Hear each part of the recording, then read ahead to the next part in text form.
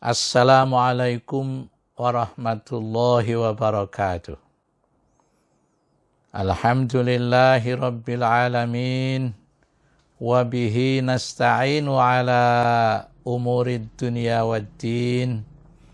Allahumma salli wa sallim wa barik ala habibina wa nabiyyina wa maulana Muhammad wa ala alihi wa sahbihi ajma'in. Amma ba'du.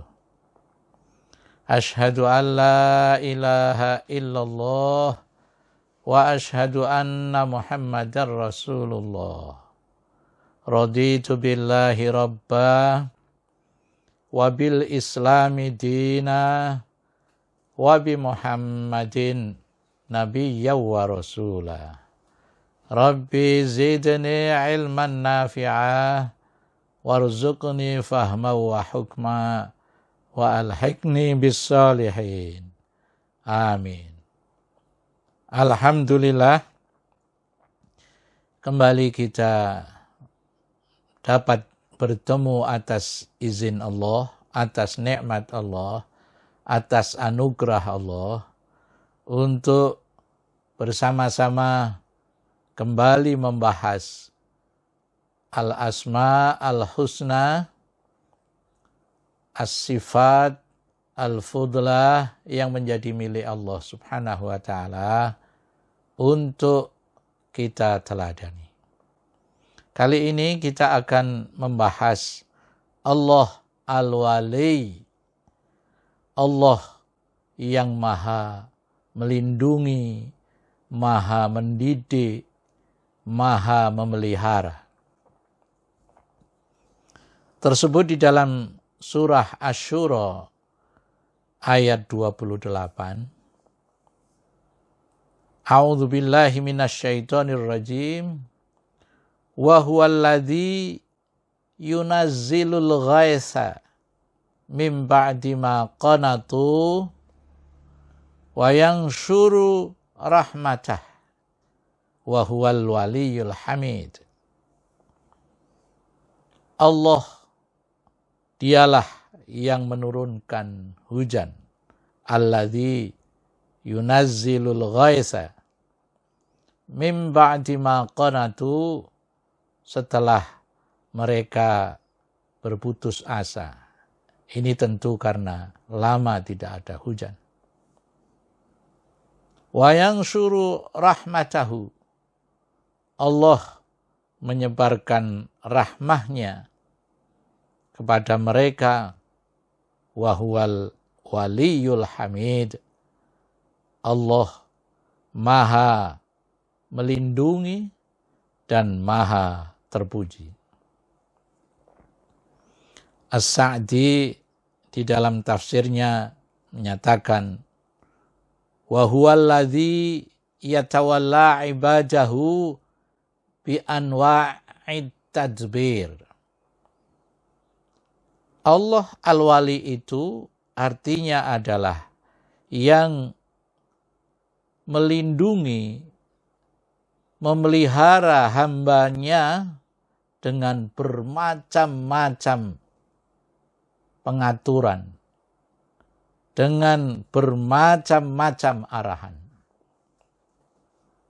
Wa yatawallal qiyam bimasalihi dinihim, dan memelihara, melindungi supaya terus hambanya itu dapat menegakkan kebaikan-kebaikan agama mereka. Tidak hanya agama, wa dunyahum, juga dunianya. Al-Wasid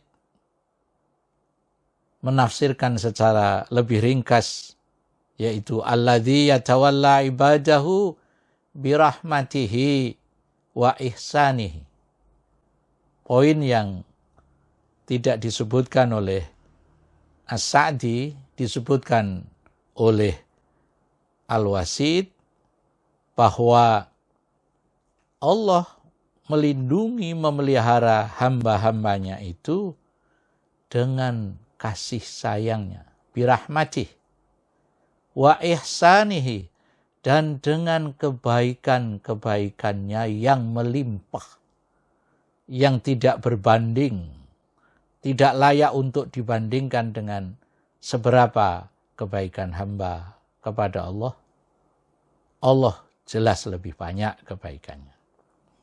Dari situ maka An-Nablusi melukiskan Al-Wali itu dalam dua hal dengan mengutip pendapat Ibnul Qayyim rahimahullah.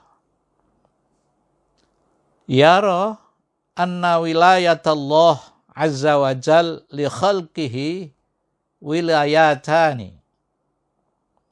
Allah memberikan perlindungan, memberikan tauliyah kepada hambanya itu ada dua macam. Yang pertama oleh Ibnul Qayyim disebut dengan wilayatun ammah, wilayah ammah, dan yang kedua disebut wilayatun khasah, wilayah yang khusus. Wilayah ammah itu untuk seluruh makhluknya, termasuk manusia. Manusia pun termasuk yang maksiat, termasuk yang durhaka kepada Allah, yang kafir, yang munafik, dan yang mukmin. Semuanya Allah melindungi. Kalau yang khusus adalah khusus untuk orang-orang mukmin. Fal wilayatul ammah hiya wilayatullah li syu'uni ibadihi.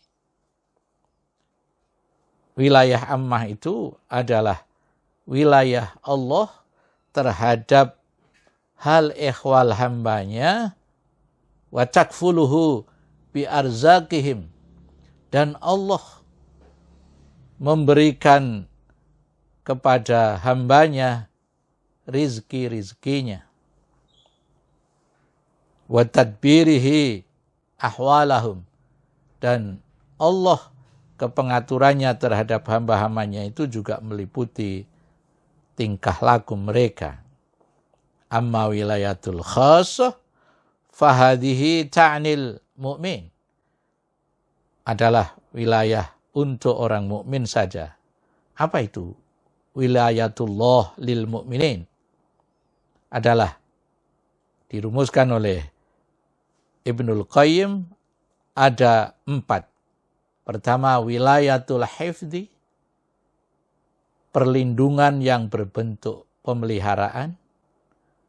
Wa wilayatu nasrihi, dan juga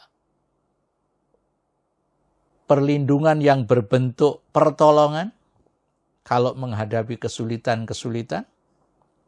Wa ta'yidihi, dan wilayah Allah atau perlindungan Allah yang berbentuk dukungan kepada hambanya. Dan yang terakhir, watamkin, wilayah yang diberikan oleh Allah kepada hambanya, termasuk bagaimana dia mendapatkan ketenangan dengan menghadapi kemungkinan-kemungkinan yang ada. Itulah An-Nablusi. Selanjutnya ada pendapat yang ketiga menurut An-Nablusi, yaitu al-wali ay al-muhib. Al-wali itu artinya Allah yang mencintai kita. Karena Allah yara'akum wa yansurukum wa yuhibbukum. Allah memelihara kita, Allah menolong kita dan mencintai kita. Allah al-wali bila ditujukan khusus kepada orang mukmin adalah dia yang membela, mendukung dan sejenisnya yang bersifat positif dan tentu akan berkesudahan baik. Hal tersebut antara lain berupa petunjuk dan anugerah Allah kepada akal yang kita punyai, kepada jiwa yang kita punyai, sehingga kita orang mukmin ini bisa meraih keimanan, bisa meningkatkan keimanan, itu karena Allah, asar dari Allah Al-Wali. Oleh karena itu bagaimana meneladani Allah Al-Wali itu, An-Nabilusi menyebutkan satu hadzul mu'min min hadzal ismi ayyakuna waliyan lillahi ta'ala. Kalau kita ingin mendapatkan terus al-wali secara khusus, al-wilayatul khasah, maka kita juga harus mau menjadi wali karena Allah. Melindungi anak karena Allah, melindungi istri karena Allah, melindungi orang-orang yang berada di dalam ruang lingkup tanggung jawab kita karena Allah. Tidak menyia-nyiakan. Itulah yang pertama. Yang kedua, wa an takunal mu'min mustaqiman ala siratih. Orang mukmin itu mesti konsisten, mesti istiqamah di dalam jalan yang telah disediakan oleh Allah. Yang sebenarnya jalan yang disediakan itu adalah jalan untuk mendapatkan pemeliharaan. Atau dengan kata lain, as-sirat ila sa'adatid daraini. Jalan untuk mendapatkan kebahagiaan dunia dan akhirat. Kemudian ada idzah yang sangat bagus untuk kita perhatikan dari An-Nabilusi yang saya kutip bunyinya begini. Wa idza aradta ayyakuna Allah yuhibbuk an takuna waliyah. Kalau Anda ingin Allah mencintai Anda, jadilah Anda walinya Allah. Walinya Allah itu satu, caranya beriman. Kemudian yang kedua, mustaqiman ala siratih tadi. Fama jamallahu maulana falayusibana illal khair. Kalau kita menjadikan Allah sebagai wali kita, pelindung kita, maka yang akan kita terima di dunia ini adalah kebaikan. Hanya kebaikan yang akan kita terima. Kemudian yang terakhir saya kutipkan dari An-Nabilusi juga adalah wal hayatu mazra'atul akhirah. Hidup ini adalah ladang untuk kita menuai nanti di akhirat. Oleh karena itu dilanjutkan oleh An-Nabilusi, walaisa bi khairikum man taraka dunyahu li akhiratih. Anda tidak termasuk orang yang baik meninggalkan dunia ini untuk akhirat saja. Wala man taraka akhiratahu li dunyahu. Juga Anda meninggalkan akhirat untuk dunia ini saja. Enggak bisa. Anda mesti dua-duanya. Anda melakukan ibadah untuk akhirat dan juga untuk kebaikan dunia. Infak untuk kebaikan dunia dan kebaikan di akhirat. Dan apapun yang kita lakukan harus kita orientasikan, kita tujukan untuk sa'adatud darain. Demikian, mudah-mudahan Allah Subhanahu wa ta'ala hidayahnya dapat kita tangkap dan kita dapat lakukan sebagai implementasi mengerjakan mazra'atul akhirah. Sehingga kalau mazra'atul akhirah kita kerjakan, dunia pun tidak dapat. Tapi kalau kita hanya untuk dunia belum tentu, akhirat apalagi. Demikian, wallahu alam bisawab. Wassalamualaikum warahmatullahi wabarakatuh.